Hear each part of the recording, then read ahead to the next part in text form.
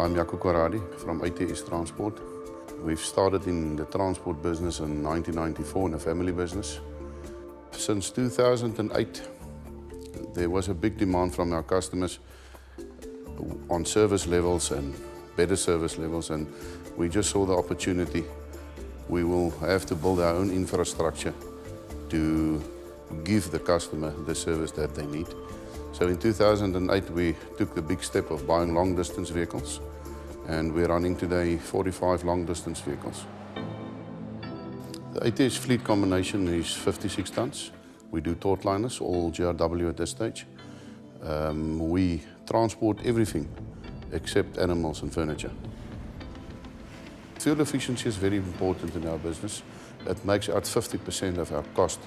So for us to have better fuel consumption is definitely money at the bottom line at the end of the month.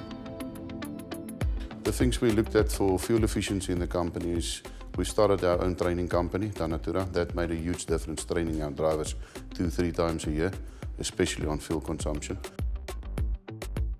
With the new Torque Assist, it was amazing to see the fuel results. On the current fleet, without the Torque Assist, we're running at a 2.27 fleet average at this stage. With the new truck running for the last month and a half in the fleet, 45,000 k's, it's running at 2.57 k's a litre, which is a phenomenal improvement at this stage. My name is Kutsai Moyondewenyu. I come from Zimbabwe. I've been driving trucks, like I can say, for 5 years, but I've joined the ATS since 2017.